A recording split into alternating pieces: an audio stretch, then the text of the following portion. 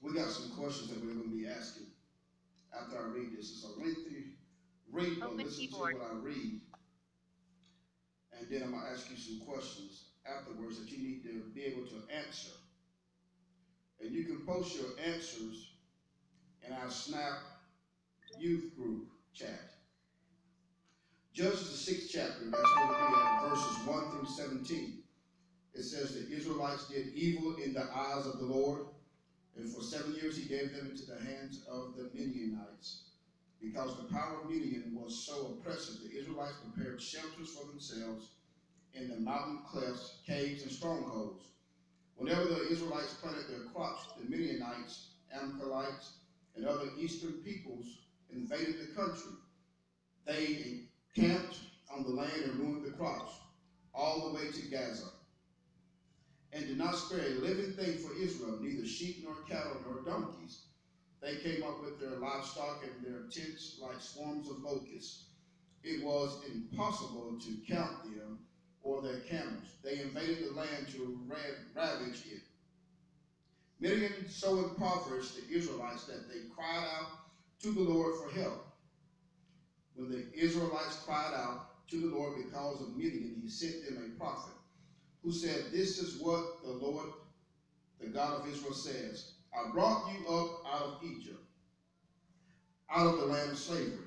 I rescued you from the hand of the Egyptians, and I delivered you from the hand of all your oppressors. I drove them out before you, gave you their land. I said to you, I am the Lord your God. Do not worship the gods of the Amorites, in whose land you live. But you have not listened to me." The angel of the Lord came and sat down under the oak in Ophrah that belonged to Joash the Bezerite, where his son Gideon was threshing wheat in a winepress to keep it from the Midianites. When the angel of the Lord appeared to Gideon, he said, "The Lord is with you, mighty warrior." "Pardon me, my Lord," Gideon replied, "but if the Lord is with us, why has all this happened to us? Where are all his wonders that our ancestors told us about when they said, 'Did not the Lord bring us up out of Egypt?' But now the Lord has abandoned us and given us into the hand of Midian." The Lord turned to him and said, "Go in the strength you have and save Israel out of the Midian's hand. And I am sending you. Pardon me, my Lord." Gideon replied, "But how can I save Israel? My clan is the weakest in Manasseh, and I am the least in my family." The Lord answered, "I will be with you, and you will strike down all the Midianites, leaving none alive." Gideon replied, "If now I have found favor in your eyes, give me a sign that it is really you talking to me. Please do not go away until I come back and bring my offering and set it before you." And the Lord said, "I will wait until you return." I end up reading verses 1 through 17. As you think about these verses, it's talking about Gideon, because there are some questions you have to ask yourself about this journey that you're on with the Lord. And one of the questions is what's your perception? And the first question about perception is, what's your perception of yourself? Then what's your perception of God?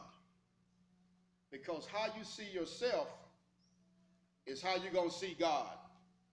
And if you see yourself as being weak and feeble and, I guess, not able to do certain things, that's how you will see God. So the first question I want you to answer is, what is your perception of yourself? And then what is your perception of God? And basically your mindset. Because your body follows your mind, not your mind follows your body. The second question is, where does it cause you to retreat to? Because your perception either causes you to retreat or go forward. And what you got to think about, are you retreating from what God has called you to do, or are you moving forward? So it's very key that you answer the first two questions. And then the third question is, Did you retreat because you stopped growing?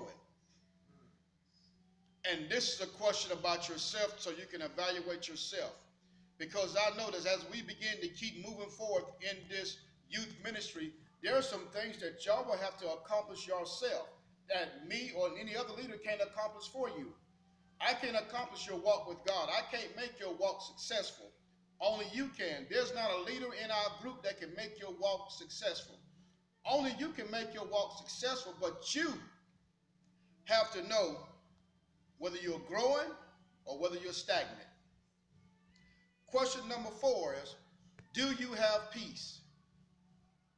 Because if there is no peace in the house, nobody's getting any rest. Nobody's comfortable. Nobody is where they can work effectively. You cannot work in an environment where there is no peace. Number 5 is, you have to know who called you. You have to know who called you. Not that I tell you who called you. You have to know who called you. Number 6 is, what did he call you for? Number 7, and this is key because this requires you to really think about this, because you got to go back and read that scripture. It says, tear down Baal altars and replace and rebuild with the altar of God. So you got to find out what's in your life is the altar of Baal. What's taking God's place in your life. And you got to be able to tear that down.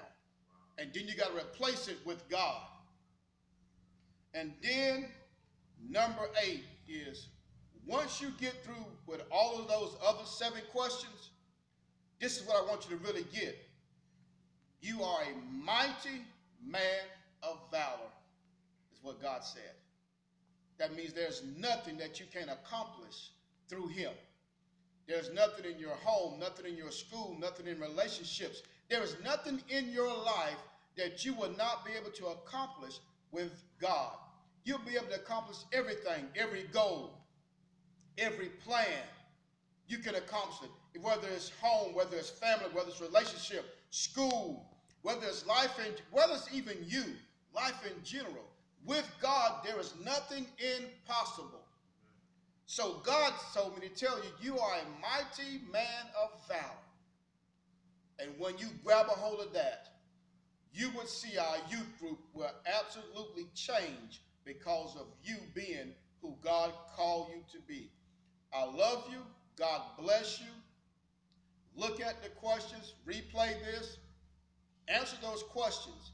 You can post them in the chat, but you really need to answer those questions for yourself, because I think it's key to us moving forward and being successful.